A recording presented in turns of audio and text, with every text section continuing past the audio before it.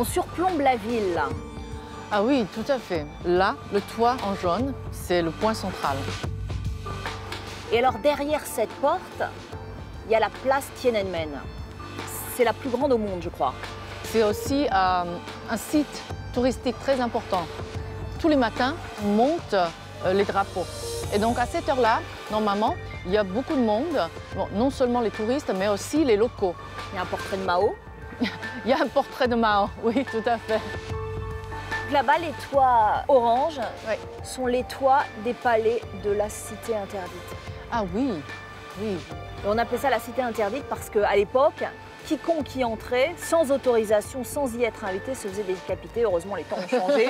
Maintenant, il y a 15 millions de touristes qui visitent ça chaque année. 15 millions chaque année. C'est une ville tentaculaire. Est-ce que vous savez combien il y a d'habitants? À peu près 21 millions d'habitants ici. Ouais. 1 million, c'est énorme.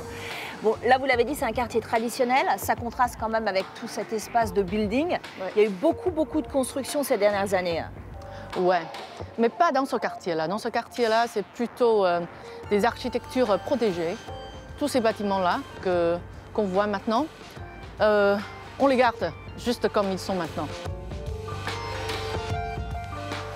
Pékin, pour moi, c'est une ville qui me plaît beaucoup. C'est ici que j'ai pu réaliser mon rêve.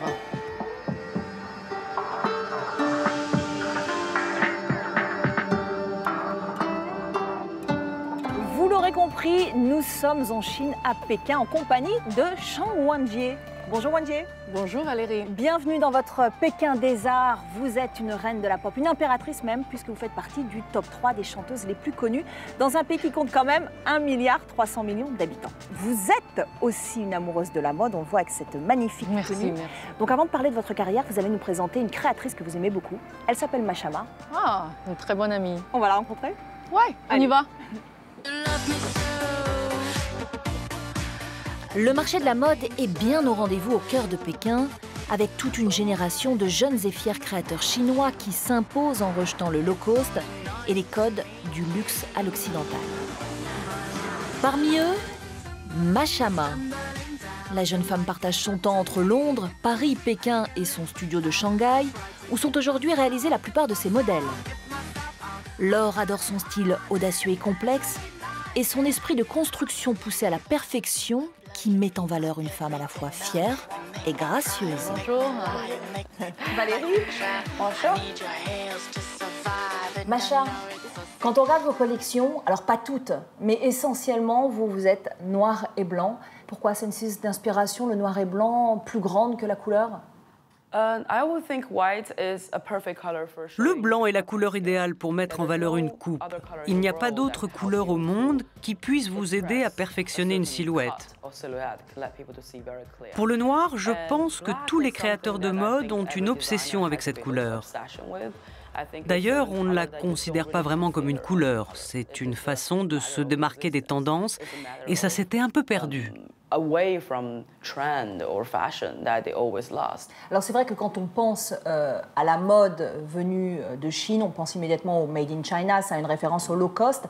Est-ce que c'est difficile de vous imposer en tant que créatrice chinoise? C'est un défi intéressant et nous sommes en plein apprentissage. Ce qu'on appelle le Made in China ne fait pas encore partie du monde de la mode dans l'esprit des gens, mais je pense que ce sera bientôt le cas. Les Italiens n'ont pas été toujours au centre de la mode après la Deuxième Guerre mondiale. Ils étaient surtout réputés pour leurs ateliers de fabrication, mais en un demi-siècle, ils sont devenus incontournables. En Chine, l'évolution va se faire encore plus rapidement. Wenjie, qu'est-ce qui vous plaît dans les créations de Macha? Il y a un regard très intéressant sur certaines questions de la femme moderne. C'est-à-dire que Macha, elle parle non seulement de l'élégance, mais elle parle en même temps de l'embarras, de l'inquiétude et même de l'emprisonnement que la femme est obligée de faire face dans sa poursuite de l'élégance et de la beauté.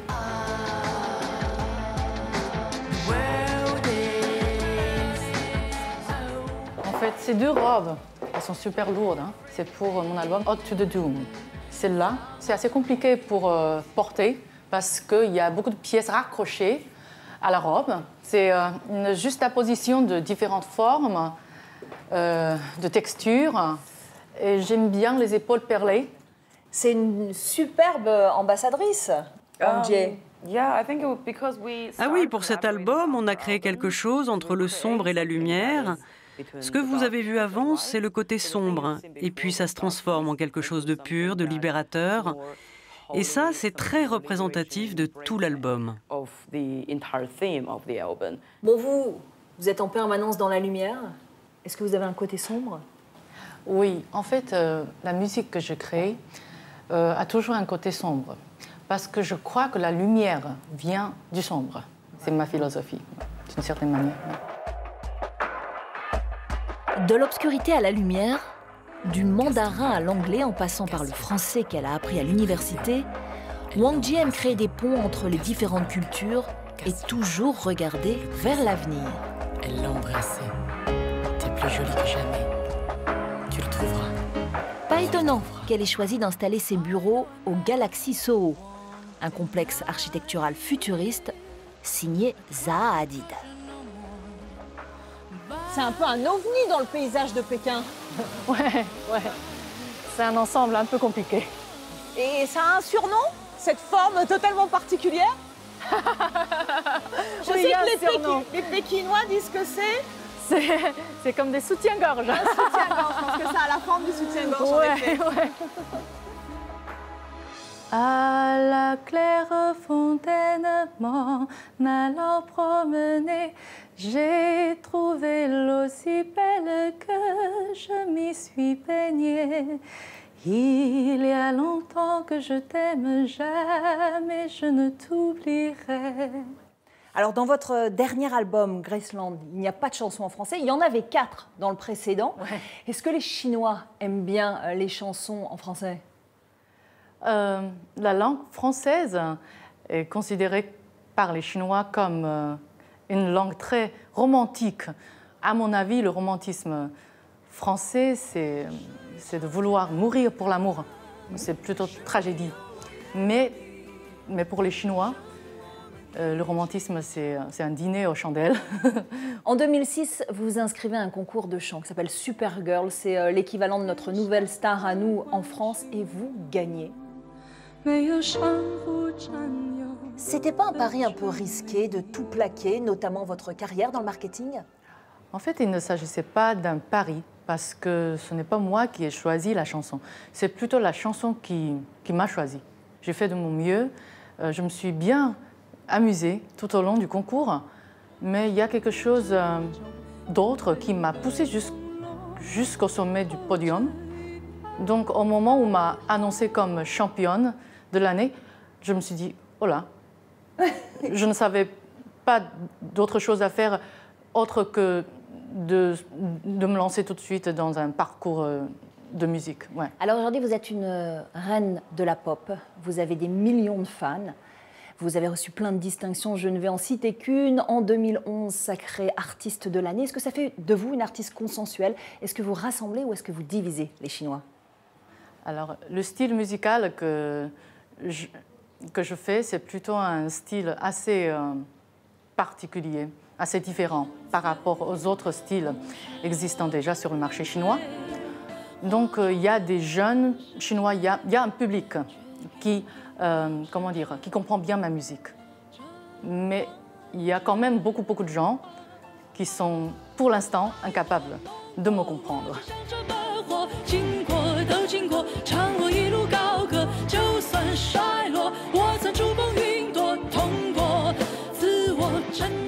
C'est vrai que vous êtes imposé en ne copiant personne. Vous avez inventé votre propre style. C'est ça qui a fait la différence. Est-ce que votre devise, c'est surtout n'imiter personne, ne rien faire comme les autres? Depuis très petite, j'étais déjà considérée comme un enfant bizarre. Ouais. C'est-à-dire? Je ne voulais pas faire comme les autres. C'est un peu dans mon tempérament. Donc, depuis que je suis devenue musicienne, alors je me suis dit que c'est un peu ennuyant de faire comme les autres, et surtout les styles musicaux qui existent maintenant sur le marché chinois, la plupart des styles, à mon avis, ils sont un peu ennuyants. Alors, quelles sont vos influences? Trip-hop, dans la trip-hop, Massive Attack, Tricky, Gorillaz, et dans la musique francophone, oui, Lara Fabian. Lara Fabian. Oui, Ouais. avec qui j'ai déjà l'honneur de chanter en duo.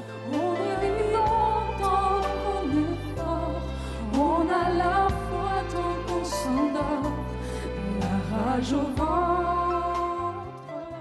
Vous êtes issu d'un milieu plutôt modeste avec un papa qui était commerçant, Ouais. une maman qui était ouvrière. Est-ce que ça fait de vous l'icône d'une Chine moderne où on peut dépasser les clivages, où on peut s'élever quelle que soit son appartenance sociale?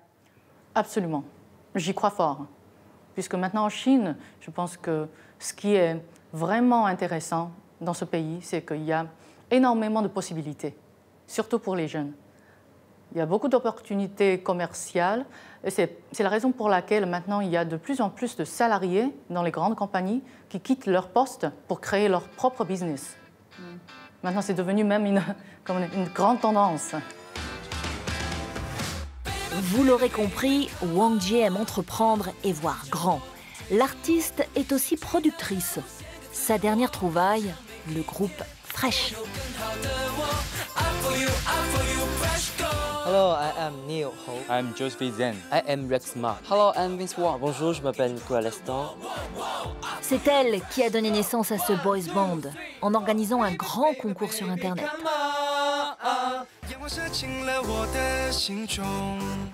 50 000 adolescents y ont participé.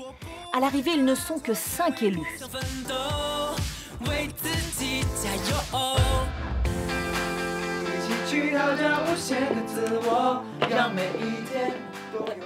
Hello, 你们好吗? Bonjour. Alors, Quelle est la spécificité de chacun? Van, un grand compositeur. Nicolas, très beau. Et qui a un talent musical. Ma, c'est un grand chanteur. Non, c'est en fait, lui, il est le chef du band. Et aussi Zen et Ho. En fait, il avait déjà suivi une formation en Corée, je crois, avant de venir en Chine pour participer à notre concours. Donc, c'est un grand danseur. Le boys band, c'est une spécialité sud-coréenne. Est-ce que là, on a la version chinoise de cette K-pop venue de Séoul? Non, en fait, le boys band n'est pas uniquement coréen. Je pense que les Coréens, ils sont très forts en marketing. Et ils ont un système de formation très, très développé pour les jeunes. Mais je crois fort qu'aujourd'hui, les jeunes Chinois, ils ont besoin de leur propre idole.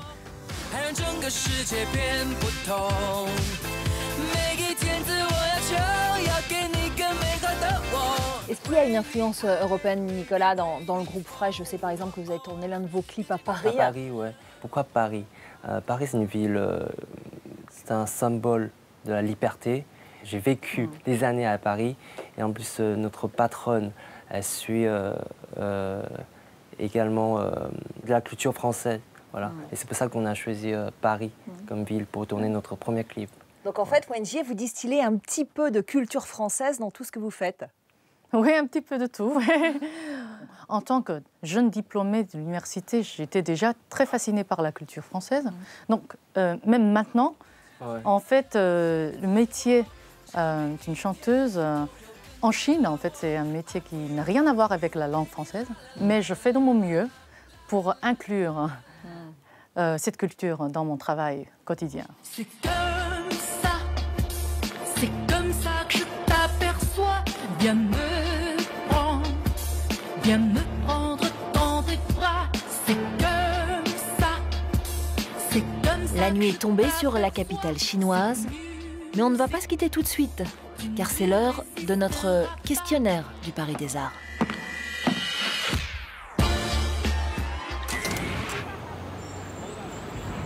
Je pense que c'est là, dans Galaxy Soho. C'est ma première visite dans mon propre bureau. Je me souviens que j'étais debout devant les grandes vitres et je me suis dit, bien, ici, c'est là où mon rêve va décoller. Je pense que c'est les gens, surtout les jeunes Pékinois. Ouais, ils sont dynamiques, super dynamiques. Nanluo Guxiang, c'est un vieux quartier de style traditionnel. Et donc, dans le Routon, il y a de petits commerces avec de la nourriture traditionnelle. J'adore tous les restaurants de nourriture pimentée. Donc, tous les restaurants de hot pot, de nourriture pimentée. Ouais. Les Pékinois, ils ont un sens de l'humour typiquement du Nord que quelquefois j'ai du mal à comprendre. Les Pékinoises, elles sont grandes, plus grandes que les filles du Sud. Elles sont très à la mode et elles sont très directes dans leur tempérament. Futur. Merci, merci Shang Guangjie. Ainsi s'achève votre Paris des Arts. Vous pouvez bien sûr retrouver cette émission sur notre site internet et vous le savez maintenant, le Paris des Arts se poursuit également sur les réseaux sociaux. À très vite. Merci. Merci. 水在飘动的月光梦，挑起花籽，回忆又再次盛开，玫瑰的浮桥上。